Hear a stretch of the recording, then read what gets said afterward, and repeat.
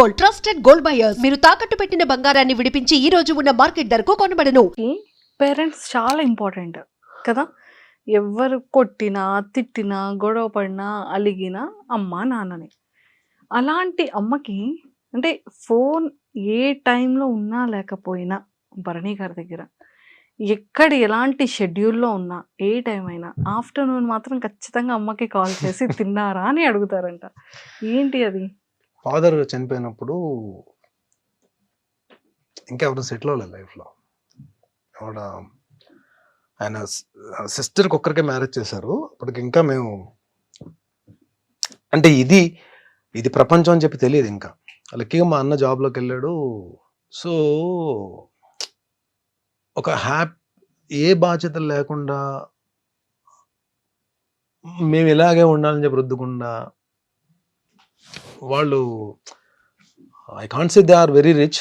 వాళ్ళకున్న దాంట్లో మాకు ఇప్పుడు ఏ ఇబ్బంది లేకుండా చూసుకునే వాళ్ళు. సడన్గా ఫాదర్ చనిపోయేటప్పటికి అన్నకి జాబ్ పరంగా వేరే చోట ఉన్నాడు. చెల్లికి మ్యారేజ్ అయిపోయింది కాబట్టి తన ఫ్యామిలీ బావగారాలతోటి. అమ్మ నేనే కదా, ఇంకప్పుడు అమ్మ నాతోనే ఉండాలి. అంటే డాడీ చనిపోయిన దగ్గర నుంచి 94 అంటే 31 ఇయర్స్ నాతోనే ఉందమ్మా.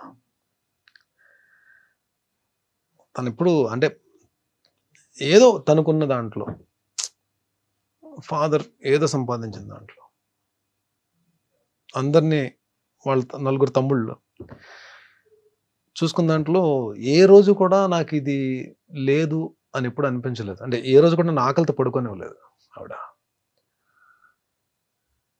అండ్ అంటే అది నేను డెసిషన్ తీసుకున్న ప్రతిసారి అది రాంగ్ డెసిషన్ రైట్ డెసిషన్ నేను చెప్పలేను, కానీ ఒక పిల్లర్లా నిలబడిపోయింది ఆవిడ స్ట్రాంగ్, మెంటల్లీ స్ట్రాంగ్గా నేను చెప్పలేను. బట్ నా విషయం వచ్చేటప్పుడు పర్టికులర్ నా విషయం వచ్చేటప్పటికి ఆవిడ మెంటల్లీ స్ట్రాంగ్గానే బిహేవ్ చేసేది. నా దగ్గర నేనున్నాను నీకు అన్నట్టు బిహేవ్ చేసేది. ఇది కావాలి, ఇది అవసరమైంది అని చెప్పండి ఏదో రకంగా తెచ్చేసేది. అది ఎలా తెచ్చేదో తెలిసేది కాదు. మేబీ తర్వాత తెలిసేది. తను గోల్డ్ ఏదైనా పెట్టేసి తెచ్చేదో, తను ఎవరి దగ్గర హ్యాండ్ లోన్ కింద తీసుకొని తెచ్చేదో తెలిసేది కాదు. కానీ బట్ ఇది లేదు అన్నమాట నోట్లో నుంచి ఎప్పుడు రాలేదు.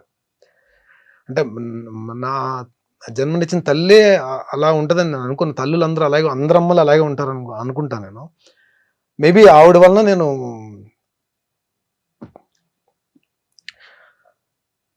I respect. అందుకే నా లేడీస్ అంటే నాకు చాలా respect. That is the reason. Maybe my mother. Sorry, నాకు షీఈస్ అ గ్రేట్ ఉమెన్. చాలా మంచి అమ్మ. అదేంటి అమ్మలందరూ మంచోళ్ళండి. నాకు ఇంకా ఎక్కువ మంచి అమ్మ దొరికింది నాకు. ఒక చిన్న భరణి సార్ని చూసాం ఇప్పుడు. సారీ మంజుష గారు, కొంచెం నేను కంట్రోల్ చేసుకుందాం అనుకున్నా, కంట్రోల్ అవ్వలేదు. కానీ సెట్ లో ఉన్న వాళ్ళందరికీ కరెంట్ వాటర్ వచ్చింది. మీ కళ్ళ నీళ్ళు వచ్చి ఇంకా బాధ ఇంకా వచ్చింది. అమ్మ కదా అమ్మ. సో వాళ్ళ తర్వాతే ఏ ప్రపంచం అయినా. Super sir. సార్ ఏదో ఇందాక స్టార్టింగ్ లో చెప్పారు మమ్మీ ఏదో అన్నారు అని. ఏం సార్? ఏదండి? మీరు ఒక రియాలిటీ షోకి అడుగు వేయబోతున్నారు. నేను ఒక షోకి వెళ్తున్నానమ్మా అని చెప్పంటే క్యాజువల్ గా తీసుకుంది. అవునా, ఓకే అని చెప్పిన తర్వాత ఏ షోకి వెళ్తున్నానో చెప్పాను నేను. అని చెప్పంటే సరే ఓకేనన్నా అని చెప్పాను. ఎప్పుడు వెళ్తున్నావు అని చెప్పంటే ఇలాగా వెళ్తే మోస్ట్లీ 5th or 6th వెళ్ళొచ్చమ్మా అని చెప్పాను. ఎందుకు నాన్న 5, 6? నాగార్జున గారికి చెప్పొచ్చు కదా, నీ బర్త్డే అయిన తర్వాత 9 దాటిన తర్వాత వెళ్ళు అని చెప్పాను. సార్ అప్పుడు ఏమనుకున్నారు మీరు? నవ్వుకున్నా అండి. పాపం ఆవిడకి ఏంటంటే నా బర్త్డే 9th కదా పాపం. అయిన తర్వాత ఆవిడ ఏదో పాపం ఏం లేదు పాపం ఆ రోజు ఏదో పాపం నాతో పాటు నేను కూడా I spend time with her ఎక్కువ. సో ఉంటానేమో అని చెప్పి చిన్న ఆశ. ఆవిడకున్న ప్రేమ అలా పలికించింది. వెళ్ళి నాగార్జున గారు చెప్పంటుంది. సార్ మమ్మీ చూస్తుంటారా బిగ్ బాస్ చూస్తుంది, అప్పుడప్పుడు ఎపిసోడ్స్ చూస్తుంది. పాపం ఇప్పుడు డెఫినెట్ గా కూర్చొని చూస్తుంది. ఇప్పుడు నేను చేసిన ప్రతి సీరియల్ వాచ్ చేస్తుందండి. అంటే సీరియల్స్ కూడా మంచి మంచి సీరియల్స్ చూస్తుంది. సో నేను యాక్ట్ చేసిన సీరియల్స్ అన్ని చూస్తుంది. తూర్పు పడవలో ఫాదర్ క్యారెక్టర్, అది చాలా మంచి క్యారెక్టర్. క్యారెక్టర్ పేరు అంకయ్య దొర. యాక్చువల్లీ దాసరి గారు రాసుకున్న క్యారెక్టర్ అది. సో ఆ క్యారెక్టర్లో నేను చేశాను. డాటర్కి ఫాదర్కి ఉన్న రిలేషన్ భలే ఉంటుంది.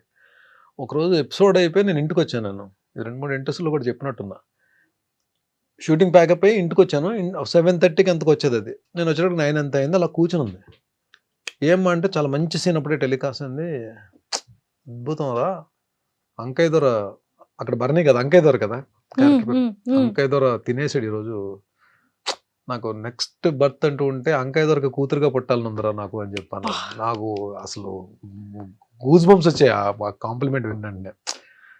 ఆ మదర్ నుంచి ఆ మాట వచ్చేటప్పటికి అద్దరిపోయింది. ఏమీ చేశాడు రా అంకయ్య దొర మాత్రం. అసలు bond relation between daughter and father అద్భుతంగా ఉంది. ఫాదర్ అంటే అలా ఉండాలి అని చెప్పాను. ఫ్యూ కాంప్లిమెంట్స్ అవి లైఫ్ లో మర్చిపోలేని కాంప్లిమెంట్స్. సీతామహాలక్ష్మి మా టీవీ స్టార్ మల్ల అది సీతామహాలక్ష్మి నిజంగా ఎంత మంది ఫేవరెట్ సీరియల్ కదా సార్ ఆ టైంలో. యా సీరియల్ పీక్స్ లో ఉందని టెలికాస్ట్ అవుతుంది. వరుణ్ బాబుది ముకుంద ఓపెనింగ్ కి సార్ నాగబాబు గారు బిజీగా ఉంటే అన్నయ్య వస్తున్నారు వెళ్ళి రిసీవ్ చేసుకో అని చెప్పంటే నాకు లక్కీగా ఆయన్ని రిసీవ్ చేసుకునే అవకాశం దొరికింది. ఫస్ట్ టైం నేను మెగాస్టార్ గారిని చూడడం బయట. ఓ ముకుంద ఆ. Film release time. Okay. So Surekha ma'am, Arvind గారు, చిరంజీవి గారు వచ్చారు కార్లో. వెళ్ళి నమస్కారం పెట్టి రిసీవ్ చేసుకోవడానికి వెళ్ళాం. నన్ను చూసి ఏ గోపాల్ అని చెప్పి అన్నారు. ఆ సీతామహాలక్ష్మిలో నా క్యారెక్టర్ పేరు గోపాల్. గోపాల్. నువ్వు చాలా బాగా చేస్తావయ్యా, చాలా బాగా చేస్తావు, రోజు చూస్తాను సీరియల్ అని చెప్పి భుజం మీద చేసేసారు.